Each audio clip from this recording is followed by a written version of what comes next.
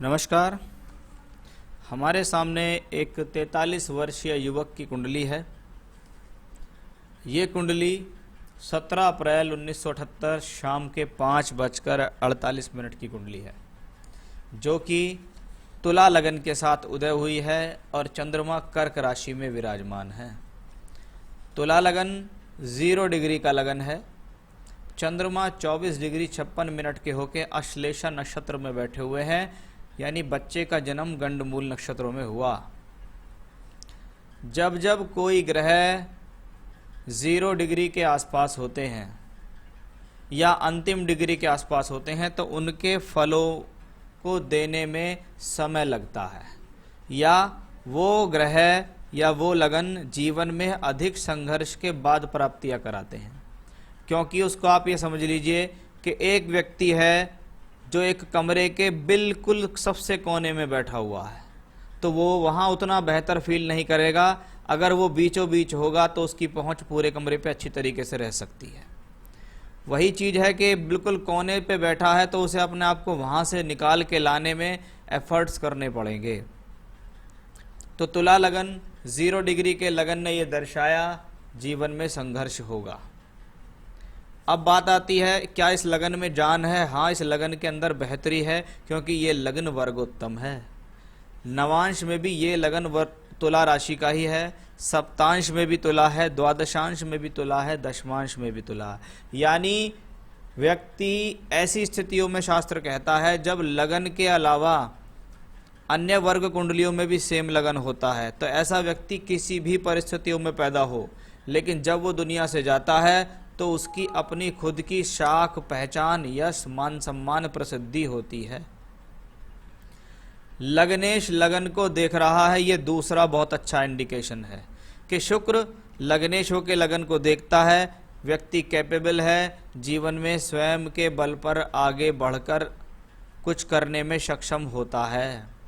क्योंकि आपका लग्नेश जब लगन को देखे, स्वास्थ्य के लिए अच्छा हो जाता है, आयु के लिए अच्छा हो जाता है, मान सम्मान के लिए अच्छा हो जाता है, जीवन में परिस्थितियों से लड़ने के लिए अच्छा हो जाता है।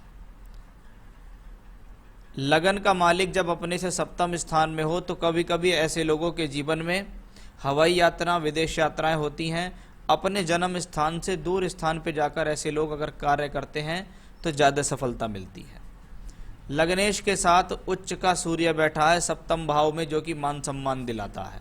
उच्चस्थ सूर्य सरकारी कार्य काजों में भी मान सम्मान दिलाता है और सामाजिक क्षेत्र में भी मान सम्मान दिलाता है। लेकिन जब मंगल की राशि में शुक्र हो और उच्च के सूर्य के साथ हो तो पति पत्नी के बीच में जो संबंध होते हैं वो अहंकार वश समस्या में आ जाते हैं। साथ ही साथ इस कुंडली को मैं आपको एक दूसरे नज़रिए से दिखाने का प्रयास करूंगा कि ये हॉरोस्कोप मैरिड लाइफ वाइज कमज़ोर क्यों है, उसके बारे में भी अभी आपको मैं बताऊंगा। तो ये तो थे सूर्य शुक्र से संबंधित स्थितियां। चंद्र मंगल योग, चंद्रमा मंगल के साथ, मंगल नीच का है लेकिन चंद्रमा ने नीचभंग राजयोग किया। अब चंद्र मंगल योग स्वस्थ अवस्था में होता है तभी फुलफिल रिजल्ट देता है। स्वस्थ का मतलब है चंद्रमा और मंगल भले ही ना स्वराशि हो, ना उच्च हो या नीच, लेकिन नीच नहीं होना चाहिए उनमें से कोई सा भी ग्रह। अब चंद्रमा ने मंगल का नीच भंग राजयोग करा, लेकिन मंगल को रिजल्ट देने में समय लगेगा क्योंकि वो ग्रह है नीच का। दशम भाव में जब चंद्र मंगल योग बने तो समझ लीजिए जीवन में कर्म से लक्ष्मी मिलेगी। ये लक्ष्मी योग है, इसमें कोई संदेह नहीं है, लेकिन ये आपको कुछ परेशानी के बाद रिजल्ट देगा। मंगल द्वितीयेश सप्तमेश होके सप्तमेश नीच का हो गया, यानी सप्तम भाव जो विवाह स्थान का मालिक है वो नीच का हो गया, तो वो एक प्रॉब्लम का विषय है। लेकिन धनेश होके दूसरे भाव में, धनेश धन भाव का मालिक होके दशम भाव में दशमेश के साथ है, ये राजयोग और धनयोग है। ये जीवन में कार्य विशेष में तरक्की देता है। शनि को देखिएगा, शनि भी 0 डिग्री के हैं, वक्री है। वक्री प्लैनेट शक्त होता है, सूर्य की आभाओं से दूर है, इसलिए वो शक्तिशाली है। लेकिन 0 डिग्री का प्लैनेट, वही बात कि भैया कितने एफर्ट्स करोगे तब जाके कुछ मिलेगा। अब पंचमेश है और चतुर्थेश है, सुख साधन के अभाव को झेलना पड़ेगा लेकिन मिलेंगे अवश्य। स्वयं के बल पर मकान बनाने की बात होगी मिलेगा अवश्य, लेकिन जद्दोजहद के बाद मिलेगा। एजुकेशन आप कर लेंगे, लेकिन एजुकेशन से संबंधित पूर्तियां भी कठिनाई से होती हैं। कुंडली में बृहस्पति का योग देखें, बृहस्पति अच्छा है। तृतीयेश तीसरे घर को देके व्यक्ति के अंदर एक्स्ट्रा एक्टिविटी होती है, क्रिएटिव होता है, लोगों के बीच उठना बैठना बात करना का तरीका उसको आता है, अच्छी भाषण शैली, अच्छे उपदेश देने वाला, लोगों को बात का प्रचार प्रसार करने में सक्षम होता है। टूर से, ट्रैवलिंग से, यात्राओं से फायदा लेता है, अपना भाग्य उदय करता है। ईश्वर के प्रति आस्था और श्रद्धा ऐसे लोगों को होती है। अब कुंडली में एक एक्सचेंज योग है बुध और बृहस्पति का। एक ग्रह भाग्येश है, एक ग्रह षष्ठेश है। भाग्य और शत्रुओं का, भाग्य और संघर्ष का राशि परिवर्तन योग क्या होगा? आपने कहा मेरे पीछे शत्रु हैं, मेरे गोपनीय शत्रु हैं, मुझे नुकसान पहुंचाना चाहते हैं। हाँ, ये कह सकते हैं कि आपके गोपनीय शत्रु हैं जो आपके जीवन में आपकी तरक्की को देखकर जलते हैं। आपका भाग्य उदय आपने अपनी मेहनत से कर लिया, उसको देखकर ऐसे लोग जल रहे हैं। ये प्रॉब्लम है लोगों की आपके साथ। कुंडली में राहु केतु अक्ष पर सभी ग्रह हैं। इसको कालसर्प दोष या योग के नाम से कलयुग में जाना जाता है, जबकि शास्त्र में इसका कोई वर्णन नहीं है। ऐसी स्थिति अगर कुंडली में हो तो मैंने लोगों को 2 ही सलाह दी हैं और उनसे उन्हें लाभ हुआ है कि भैया या तो उज्जैन जाओ या नासिक चले जाओ, वहाँ जाकर अपना कालसर्प दोष या योग का एक बार निवारण करो, उससे आपको फायदा मिलेगा। बुध कुंडली में बैठा है यहाँ भाग्य स्थान में, नीच का है, वक्री है, लेकिन शुक्र केंद्र में, बृहस्पति यहाँ पे त्रिकोण में है, तो इसका नीच भंग राजयोग तो मैं नहीं कह सकता। हाँ, भाग्य बनाने के लिए स्ट्रगल कह सकता हूँ, लेकिन बुध की राशि का बृहस्पति, अगर बृहस्पति के राशि की बुध की बात करें तो अच्छा होता है, दिमाग के लिए, योजनाओं के लिए अच्छा होता है। केतु उसके साथ है और बुध वक्री है, तो थोड़ा व्यक्ति को भ्रमित करता है। कभी कभी व्यक्ति वहम में जीना शुरू कर देता है, कभी कभी उसको ऐसा लगता है कि सामने वाला व्यक्ति विशेष जो बैठा है और बात कर रहा है वो मेरे बारे में बात कर रहा है, वो मेरा कुछ बुरा चाह रहा है। तो इस प्रकार के एक तरीके से ख्यालात उसके मन में आ जाते हैं जो उसके ख्यालों को नेगेटिव कर देते हैं। द्वादश का राहु है, द्वादश भाव में बैठा राहु टूर ट्रैवलिंग यात्राएं, हवाई यात्राएं कराता है, लेकिन वो बुध की राशि में यहाँ बैठा है, यानी राहु की दशा, बुध की दशा या केतु की दशा जीवन में कभी आएंगी आपको तो वो हेल्थ इश्यूज आपको अवश्य देंगी। राहु केतु एक्सेस आपके लगन और सप्तम भाव पे है, जो कि मैरिड लाइफ के लिए ठीक नहीं, नवांश में।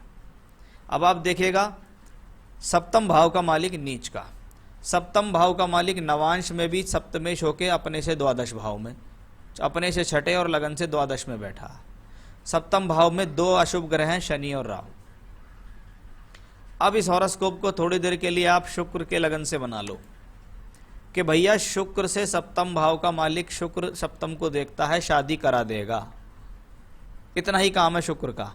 लेकिन जब हम बात करें ब्यूटी ऑफ मैरिज की कि सप्तम भाव पे नीच मंगल का प्रभाव और शनि का भी प्रभाव है, इसका मतलब है विवाह होना एक अलग बात है, विवाह का सुख मिलना एक अलग बात है। तो ये शुक्र प्लैनेट जो है ये ब्यूटी ऑफ मैरिज को शो करता है, और ब्यूटी ऑफ मैरिज का कारक ही कुंडली में अगर पीड़ित हो जाए तो व्यक्ति की शादी 1 हो, 2 हो या 3 हो, शादियां सब चलेंगी, मैरिज का सुख नहीं मिलेगा। अब आप मैरिज के सुख के चक्कर में पहली शादी तोड़ दो, दूसरी कर लो, उसमें भी यही स्थिति, तीसरी कर लो, उसमें भी यही स्थिति। इसलिए ऐसी स्थिति में व्यक्ति को एक चीज़ समझ जानी चाहिए कि भैया मेरे साथ तो ऐसा ही चलने वाला है, मेरी हॉरोस्कोप में तो ऐसा ही है। डाइवोर्स से रिलेटेड बात करें तो हाँ, ऐसी स्थितियों में व्यक्ति किसी क्रोध में, आवेश में, अहंकार में आकर डाइवोर्स का फैसला ले लेता है। यह चीज़ निर्भर करती है कि वो डाइवोर्स कंप्लीट होगा या नहीं होगा, वो आपकी पत्नी की कुंडली पर निर्भर करेगी। आपकी कुंडली से मैं वो निर्णय नहीं दे पाऊंगा। चंद्रमा की दशा आपको चल रही है 2017 से। कौन है चंद्रमा? दशमेश दशम में, मान सम्मान कार्य में वृद्धि कराने वाला ग्रह। साथ में मंगल है जो धनेश है। चंद्रमा की दशा में चंद्र मंगल योग, लक्ष्मी की प्राप्ति होगी, कार्य करते हुए धन मिलेगा। दशमांश में चंद्रमा को देखें, द्वितीयेश होके, नीच का होके सेकंड हाउस में बैठा है, और सेकंड लॉर्ड मंगल से दृष्ट है, अर्धवाय सूर्य से भी दृष्ट है। चंद्रमा की दशा में धन मिलेगा। वो धन किसी प्रकार का गोपनीय धन भी हो सकता है, कभी कभी ऐसी स्थितियों में गोपनीय तौर पे धन मिलना, अंडर टेबल धन मिलना, अचानक धन मिलना, रिश्वत से संबंधित स्थितियां भी व्यक्ति के सामने आती हैं। तो वो चीज़ भी आपकी कुंडली में चंद्रमा में दिखाई देती है। चंद्रमा की दशा भी बहुत लंबी है, 2027 तक है। इसका मतलब चंद्रमा आपके जीवन में सोर्स ऑफ इनकम तो बनाता रहेगा लगातार। प्रोफेशनली मुझे इस चार्ट को देखकर कोई बड़ी परेशानी नहीं दिखाई देती। आपने क्या कहा, कोई बड़ी पोस्ट या प्रमोशन मेरी लाइफ में है? हाँ, आपकी लाइफ में बड़ी पोस्ट या प्रमोशन अवश्य आपके जीवन में है। उसमें प्रमोशन की बात करें सिर्फ, तो अभी चंद्रमा में शनि आपको आएगी दिसंबर 21 से अगस्त 23। चंद्रमा में शनि आएगी, शनि एकादश भाव में दोनों जगह बैठे हुए हैं। इसका मतलब शनि अपनी दशांतर दशा में प्रमोशन करा सकता है, यानी आपको कोई प्रमोशन ड्यू हो तो वो प्रमोशन आपका उस दशा में हो जाएगा। लेकिन बड़ी पोस्ट, बड़ी पदवी की अगर मैं बात करूं तो वो आपकी मुझे चंद्रमा से ज़्यादा मंगल की दशा में दिखाई देती है। मंगल आपको अचानक से प्रगति देने वाला एक ग्रह आपके जीवन में रहेगा। तो चंद्रमा में प्रमोशंस दिखाई देते हैं, तरक्की दिखाई देती है, सोर्स ऑफ इनकम दिखाई देता है, लेकिन बढ़िया चीज मंगल की दशा में दिखाई देती है। अपना घर कब तक और कैसा होगा? हाँ, चंद्रमा का संबंध बनता है चौथे भाव से, और चंद्रमा में शनि आपको जीवन में आएगा यही दिसंबर 21 से अगस्त 23 तक। जरूर इस दशा के अंदर आपका कुछ ना कुछ ऐसा योग बनेगा जिसमें आप कोई वाहन, कोई प्रॉपर्टी, कोई प्लॉट या फ्लैट आदि परचेज कर सकते हैं, क्योंकि शनि चतुर्थेश होके लाभ भाव में बैठे हैं। D4 चार्ट भी मैं इसके लिए आपका देख लेता हूँ, वहाँ भी चंद्रमा और शनि इस चीज़ को फुलफिल कर रहे हैं, तो वो समय मैं आपके लिए वहाँ कह सकता हूँ। अभी एक बेटा है, क्या दूसरा भी हो सकता है, या एक पुत्र से सुख कैसा मिलेगा? संतान से सुख प्राप्ति के लिए अधिकतर चीजें देखी जाती हैं 5th house, 5th Lord. Shani की पोजीशन सब जगह बढ़िया है तो वो चीज दिखती है, लेकिन आपके सप्तांश में देखिएगा लगन का मालिक नीच का होकर द्वादश भाव में मंगल से दृष्ट हो रहा है। कभी कभी व्यक्ति को संतान की प्राप्ति के लिए संघर्ष करने पड़ जाते हैं। जैसे अगर आपका हस्बैंड वाइफ के बीच में डिस्प्यूट्स हो गया तो आपके सामने सबसे बड़ी बात आएंगी कि संतान किसके पास रहेगी। तब जाकर व्यक्ति को ऐसी परिस्थितियों में अगर आप फंस जाएंगे तो आपको कोर्ट केस का सहारा लेना पड़ेगा। संतान का सुख आपको मिल जाएगा, लेकिन वो कोर्ट कचहरी के माध्यम से मिलेगा। अदरवाइज ठीक चलता रहेगा, कोई दिक्कत नहीं है। चंद्रमा की दशा में अगली संतान होने के योग दिखाई देते हैं। अगर आप चाहें तो फिर से आपको एक और संतान हो सकती है, वो भी चंद्रमा शनि में ही, यानी फिर वही स्थितियां दिसंबर 21 से 2023 के बीच। बहुत सारे एनिमीज हैं, उसका उपाय बताएं, वो मैंने आपको बता दिया क्यों है आपके एनिमीज, उपाय मैं बता दूंगा। ये वाइफ मेरे लाइफ में कब तक रहेगी? जब चाहें जब तलाक दे लो भाई साहब, क्योंकि आपकी कुंडली के हिसाब से तो मैं कह सकता हूं कि हाँ ऐसा व्यक्ति मन में आ गया, मूड में आ गया, क्रोध में आ गया, जोश में आ गया तो पता लगा वाइफ को तलाक दे दिया। लेकिन अगर दूसरी लाएगा उसके साथ भी यही है, उसको भी कुछ दिन बाद तलाक दे देना, फिर तीसरी लिया ना, तीसरी को फिर तलाक दे देना। इसलिए मेरी सलाह आपको यही है कि इसी पत्नी के साथ जीवन बिताओ तो आपके लिए बेहतर रहेगा, या फिर ये कसम खा लो कि इसको छोड़ने के बाद जीवन में कभी शादी नहीं करूँगा, तो ही सुखी रह सकते हो। नहीं तो ज़्यादा बढ़िया यही है कि इसी के साथ चलाओ, क्योंकि मेरे ससुराल वाले बहुत बड़े रिश्ता है, एडमिनिस्ट्रेटिव फैमिलीज के कारण वो लोग कुछ नहीं कर पाए, बट मैरिड लाइफ सुख में नहीं है। ससुराल को छोड़ो, आप अपने ऊपर जियो, अपने जीवन में अपने आप आगे कुछ अच्छे बनो। वो आपकी कुंडली भी कहती है कि आप स्वयं इतने बेहतर रहेंगे भविष्य में कि आपको कभी किसी की कोई ज़रूरत नहीं पड़ेगी। इसलिए ज़्यादा ध्यान अपनी फैमिली, पति पत्नी के रिश्ते में दो, ससुराल वालों को छोड़ो।